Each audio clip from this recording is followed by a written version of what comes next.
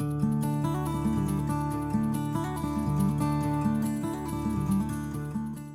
welcome to Homegrown in the Kitchen, or should I say Homegrown in the Home Kitchen. Thanks to COVID-19 and we're all staying safe and staying at home, so I'm coming to you from my own kitchen as opposed to the Dinah Gore kitchen. When this whole COVID-19 thing started, I got a lot of questions from viewers about how to buy fruits and vegetables for a longer period of time, knowing that we weren't going to be able to go to the grocery store as often, or shouldn't go to the grocery store as often. So what should you buy? And we'll post that whole blog for you below the video. But one of the main things I said was you need to buy fruits and vegetables that last a long time. And one of those things is cabbage. So I bought this cabbage when we first went into social isolation a month ago, and it is super fresh still.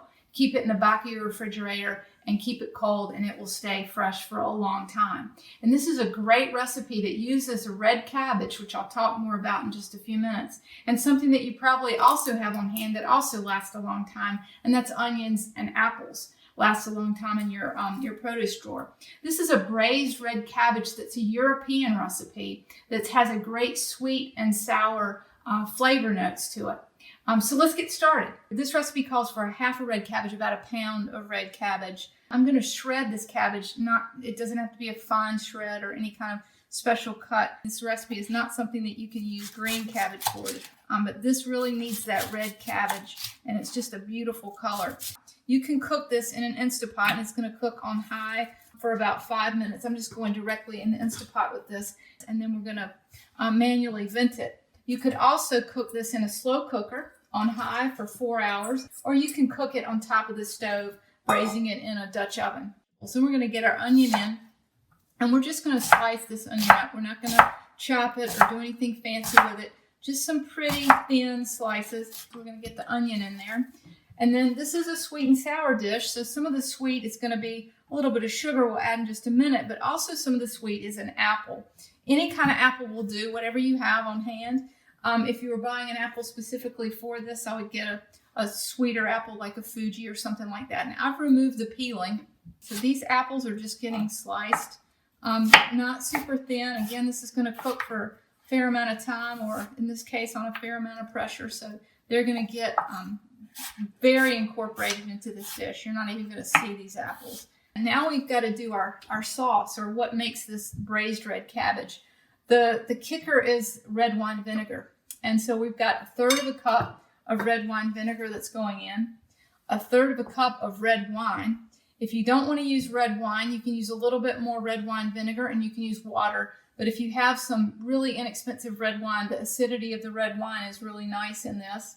And then it is a sweet and sour, so we have a little sweetness with the apple, but we also need a little brown sugar. And again, I've experimented with this to get the brown sugar as low as I think we can to still get that sweet and sour. And this is 3 tablespoons of brown sugar going in. And try it with no salt. I'm not going to put any salt in now. We can always add salt later, but I am going to put some black pepper.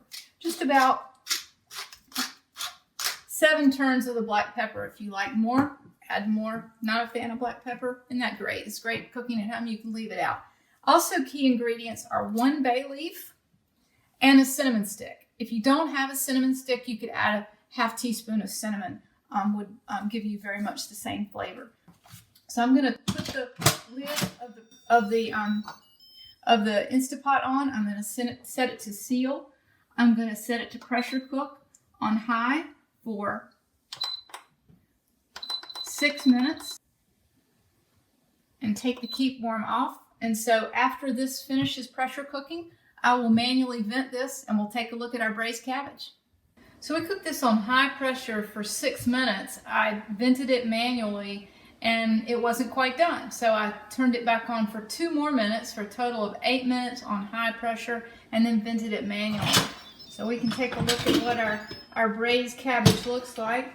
It is beautifully cooked, a gorgeous color, a wonderful sweet and sour taste. I suggest serving this with grilled chicken or grilled pork loin, or you could have a whole vegan dish and serving this with a couple of different other vegetable dishes. Remember to remove the bay leaf and the cinnamon stick if you use the cinnamon stick. And this is great warm, just right now. It would be wonderful, or it's also good cold. I hope you'll give the a humble red cabbage a try with this braised sweet and sour red cabbage dish.